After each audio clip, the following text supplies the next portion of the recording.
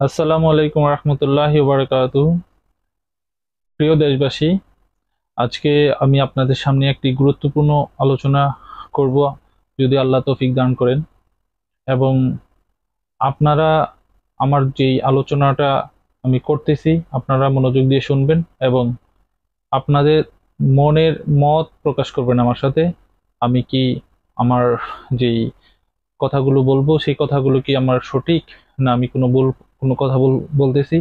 যদি কোনো ভুল কোনো কথা বলে থাকি বা বলি, তাহলে অবশ্যই আপনারা ইগনোর করবেন এবং আমাকে নিজেও এই মেসেজের মাধ্যমে বা কমেন্টসের মাধ্যমে আমাকে জানাই দিবেন আমি কি আমার কথাটা সঠিক হয়েছে কিনা। এবং আমাদের বাংলাদেশের সর্বোচ্চ ওলামায়ে কেরামদেরকে আমি দৃষ্টি আকর্ষণ করব। আপনারা যদি আপনাদের চোখের সামনে আমার এই ভিডিওটা পড়ে, আপনারা অবশ্যই দেখবেন ভিডিওটা এবং আপনাদের মতো ইনশাল্লাহ প্রকাশ করবেন আমি আমার কথাগুলো সঠিক কিনা। যদি সঠিক হয়ে থাকে, আপনাদের কাছে আমি বিনীত এবং আকুল আবেদন জানাচ্ছি, আপনারা আমার এই কথাটা অবশ্যই আপনাদের কার্যক্রমে পরিণত করবেন ইনশাল্লাহ, যদি আল্লাহ চায়। তো আমি কথাগুলো শুরু করতেছি, এটা আহ, অনেক বড় করব না, লম্বা করব না, তবে লম্বা করাই উচিত।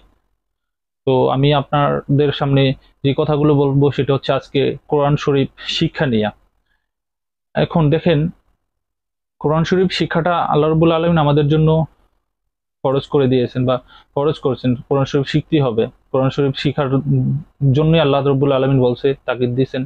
এবং আমাদের প্রিয় নবী হযরত মুহাম্মদ সাল্লাল্লাহু আলাইহি ওয়াসাল্লামও আমাদের এই কোরআনটাই আমাদের লাস্ট সম্বল দিয়ে গেছেন, ঠিক না? আমরা বিভিন্ন ব্যস্ততার কারণে, আমাদের দুনিয়াবি ব্যস্ততার কারণে আমরা কোরআন শরীফ শিখতে পারি না এবং পড়তে পারি না। অনেকেই কোরআনটা মানে পাতাটা উল্টেও দেখি নাই আমরা কখনো। সেই জন্য আমরা কোরআন শরীফ শিখেও পারি না, শিখতেও পারি না। আমাদের কাছে মনে হয় কোরআন শরীফের এক একটা ওয়ার্ড এক একটা চাইনিজ ওয়ার্ড, এক একটা জাপানিজ ওয়ার্ড। কারণ চাইনিজ ওয়ার্ড এত সহজে আপনি শিখতে পারবেন না, জাপানিজ ওয়ার্ড এত এত সহজে শিখতে পারবেন না। তো এতটাই কঠিন লাগে আমাদের কাছে আমাদের কোরআন শরীফটা। অথচ রব্বুল আলামিন আমাদেরকে বলছেন, আল্লাহ রব্বুল আলামিন আমাদের এই কোরআন অনেক সহজভাবে সৃষ্টি করছেন, আমাদের জন্য সহজ করে দিয়েছেন। অথচ আমরা সেই সহজ জিনিসটাকে আমরা এত বড় কঠিন মনে করি।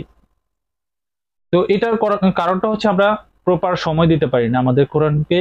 আমরা প্রপার আমাদের সময়টা দিতে পারি না, কারণ আমরা দুনিয়ার কাজে আমরা ব্যস্ত। সবাই আমরা দুনিয়ার কাজে ব্যস্ত। 1 ঘন্টা, প্রতিদিন 1 ঘন্টা আমরা সময় দিতে পারি না, 10 মিনিট সময় দিতে পারি না কোরআনের কারণে, কোরআনের ভিতরে, দুনিয়ার কারণে।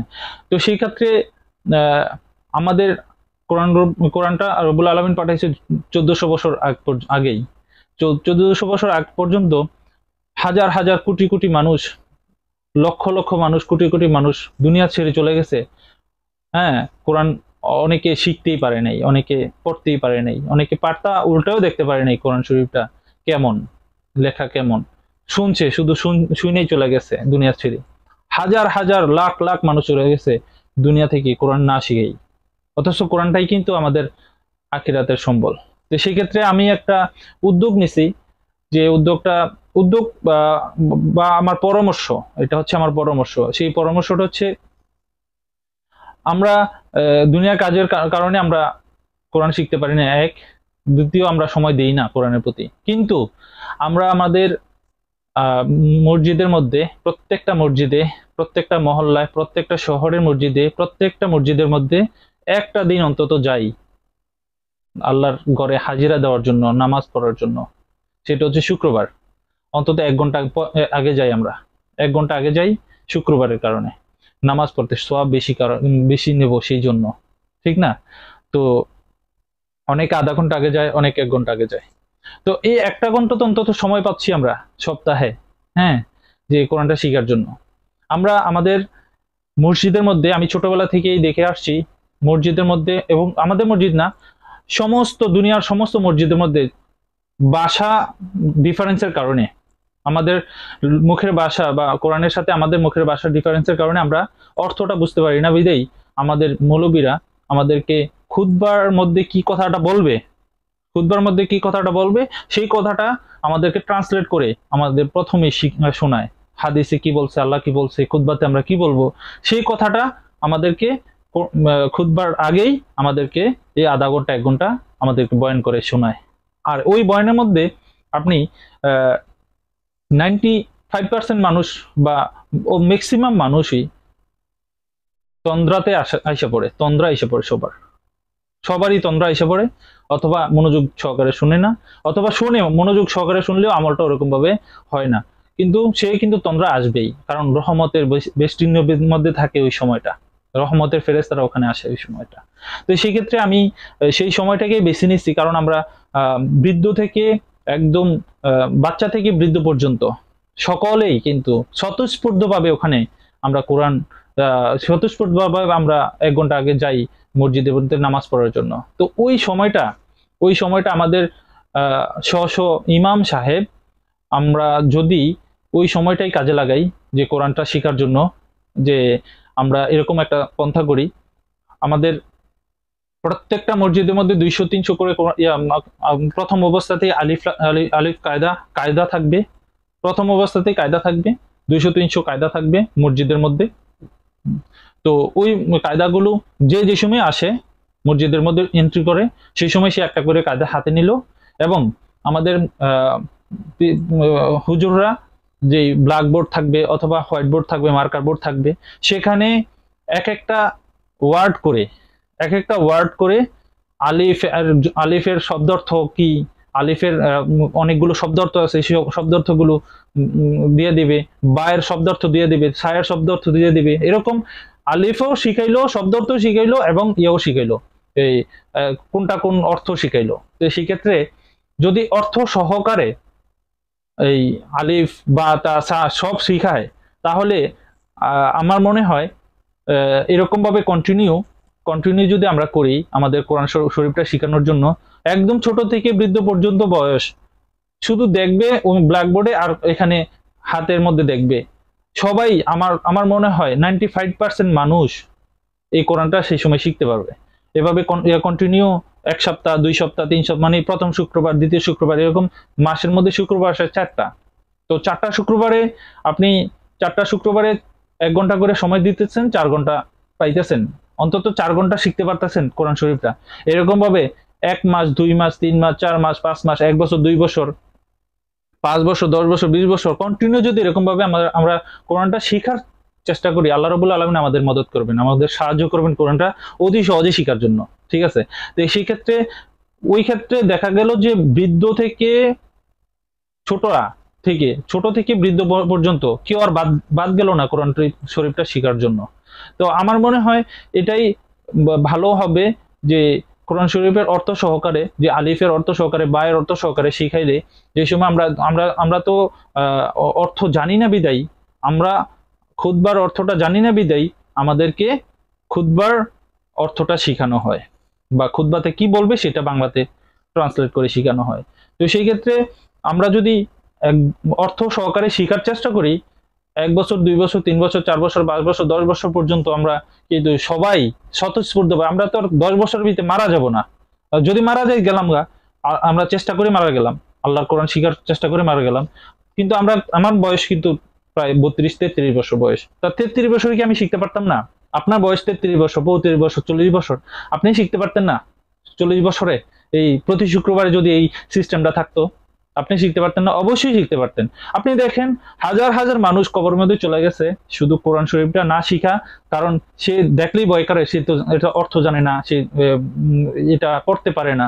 সেই কারণে যদি আমরা এই ধারাবাহিকতাটা বছরের পর বছর রাখি, আমরা দেখা গেল সমাজের মধ্যে 95% মানুষ আমরা এই কোরআন শরীফটা শিখতে পারলাম। 95% মানুষই কিন্তু শিখা কবরবাসী হতে পারবে। আর যে 5% মানুষ শিখতে পারলো না, তাদের মধ্যে অবাগা আর এই দুনিয়াতে নেই। কারণ এত সুন্দর একটা পরিবেশ থাকার কারণে যদি শিখতে না পারলো, তখন সে আর এই অবাগা, তার মতো অবাগা আর নাই। তো আমার মনে হয় স্বতঃস্ফূর্তভাবে যদি এরকম কাজগুলো সকল মসজিদের মধ্যে, বাংলাদেশে, ভারতে, তারপরে পাকিস্তানে, মানে ব্যাপার হয়েছে আরবি ভাষাভাষী মানুষ ছাড়া অন্য অন্য ভাষাভাষী মানুষের অন্য ভাষাভাষী মানুষের কাছে যদি সকল মসজিদে এইরকম একটা ব্যবস্থা করে দেওয়া হয়, আমার মনে হয় সারা পৃথিবীর যতগুলো অন্য ভাষাভাষী মানুষ আছে সমস্ত ভাষাভাষী মানুষ কোরআনের তর্জমা অন্তত পারবে, তর্জমা শিখতে পারবে, কোরআনটাও শিখতে পারবে এবং কোরআন শিখে সে কবরবাসী হতে পারবে। তা আশা করি এই কথাটা আমি আমি ইফেক্টিভ ভাবে বলতেছি আমাদের ওলামা কেরামদেরকে, ওনারা এই কথাটা চিন্তা করবেন এবং আমার বক্তব্যটা ওনারা অ্যানালাইসিস করবেন। আমি যদি কোনো ভুল করে থাকি বা ভুল বলে থাকি তাহলে আমাকে অবশ্যই শুধরাই দিবেন। আর আমি যদি সঠিক থাকি, আমি যদি এটা সঠিকভাবে বলে থাকি বা আমার চিন্তা ধারণাটা সঠিক, তাহলে অবশ্যই ইনশাল্লাহ আপনারা কোরআনের জন্য, কোরআনকে ভালোবেসে, আল্লাহর কালামকে ভালোবেসে আপনারা এই পদক্ষেপটা নেবেন। আপনারা এই একটা পদক্ষেপ যদি নিতে পারেন, হাজার হাজার লাখ লাখ কোটি কোটি মানুষ এই কোরআন শিক্ষা তারপর কবরবাসী হবে। তো আমরা বিভিন্ন এই যে বয়ান আমরা মসজিদের মধ্যে বয়ান করে, সেই বয়ান কিন্তু আমরা অনেক সময় ওয়াজ মাহফিলও শুনতে পারি, বয়ান কিন্তু আমরা ওয়াজ মাহফিলও শুনতে চাই বা শুনি। তো বয়ানটা ওই সময় আমরা বয়ান শিখতে পারবো, শুনতে পারবো, কিন্তু আমরা কোরআন কিন্তু সব জায়গায় শিখতে পারি না, শুনতে পারি না। তো কোরআনটা যদি স্বতঃস্ফূর্তভাবে এভাবে করি, তাহলে আমাদের কোরআনটাও সঠিকভাবে শিখা হয়ে গেল, সবাই শিখতে পারলো। তো সেই ক্ষেত্রে আমরা অনেক সময় বলি আল কোরআনের আলো ঘরে ঘরে জ্বালো। এখন আপনি কেমনে ঘরে ঘরে জ্বালাবেন, কিভাবে ঘরে ঘরে জ্বালাবেন যদি আপনি কোরআনের কাছেই না যান, কোরআন শিখতে যদি আগ্রহ না পোষণ করেন, তাহলে কিভাবে আপনি আপনার কোরআনের আলো ঘরে ঘরে জ্বালাবেন? তো সেই ক্ষেত্রে আমার যেই কথাটা আসলে কোরআনের আলো ঘরে ঘরে জ্বালানোর বিষয়টা এইটাই একটা পন্থা আমার মনে হয়। এই পন্থাটা অবলম্বন করলে, কারণ প্রত্যেকটা সমাজের ভিতরে এক একটা মসজিদ আছে, প্রত্যেকটা মসজিদের ভিতরে 95% মানুষ, সমাজের পুরুষরা 95% পুরুষরা ওখানে নামাজ পড়ার জন্য শুক্রবার একদিন যায়। সেই শুক্রবার একদিন আধা ঘন্টা সময় যদি কোরআনের মধ্যে দেয়, বয়ানের আগে মানে খুতবার আগে বয়ানটা না করে, খুতবাটা না কইরা, খুতবা করার আগে বয়ানটা না কইরা কোরআনটা শিখাই দিলে সবাই কোরআনের অর্থ শুনলো, কোরআনটাও শিখতে পারলো। তা আমি আশা করি এই কথাটা আপনারা আপনাদের বিবেচনায় রাখবেন, এবং আমি যদি কোনো ভুল করে থাকি আপনারা অবশ্যই আমাকে বলবেন। আর যদি এফেক্টিভ হয় কথাটা, আপনারা অবশ্যই গ্রহণ করার চেষ্টা করবেন, শুধু আল্লাহর কোরআনের কারণে। তো এখানে আরো কিছু কথা আছে, এটা হচ্ছে দেখেন আমরা মসজিদের মধ্যে প্রথম আগে আগে যাই কেন, 1 ঘন্টা আগে কেন যাই? এটা হচ্ছে আমরা কিছু সওয়াব বেশি কামানোর জন্য। এখন আপনি যদি কোরআনের সাথে সম্পৃক্ত থাকেন, ওই সময়টা যদি কোরআনের সাথে সম্পৃক্ত থাকে, এক একটা ওয়ার্ডের কারণে আপনি 10 নাকি এক্সট্রা পাইতেছেন, এক একটা ওয়ার্ডের কারণে, এক একটা হরফের কারণে। তো এক একটা হরফের কারণে যদি 10 নাকি আপনি পান, তাহলে আপনার সওয়াবটা কি আরো বৃদ্ধি পাইলো না?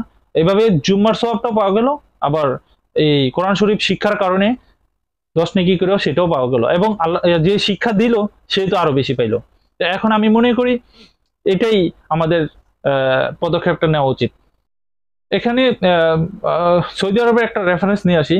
এটা হচ্ছে সৌদি আরবের রেফারেন্সটা এই কারণে নিয়ে আসলাম, কারণ আমি যে কথাগুলো বললাম কথাগুলো রেফারেন্সের দরকার আছে। এটা হচ্ছে সৌদি আরবের মধ্যে যারা সৌদি আরবে বসবাসকারী, তারা সৌদি আরবিয়ান যারা, ওনারা হচ্ছে আরবি ভাষায় পারদর্শী, ওনাদের ভাষাই আরবি, সেই জন্য ওনারা শুধু খুতবা শুনে, ওনারা কি ইয়া শুনে না, এই বয়ান শুনে না।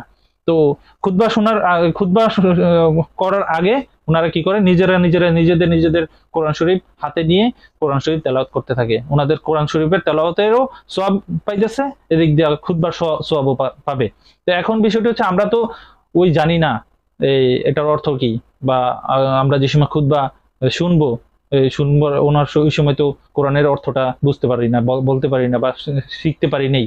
সেই জন্য আমরা আমাদের বয়ানগুলো আমরা শুনি, সেই বয়ানটা না শুনি না, আমরা এই কোরআন শরীফের অর্থটা সহ যদি আমরা শিখাই দিই আধা ঘন্টার ভিতরে প্রতিদিন, এভাবে ধারাবাহিকতা ভাবে 5 বছর 10 বছর 20 বছর 30 বছর চললে সমাজে প্রত্যেকটা মানুষ কোরআন শরীফ শিখতে পারবে এবং তর্জমা সহ আরবি ভাষার অর্থ সহ জানতে পারবে।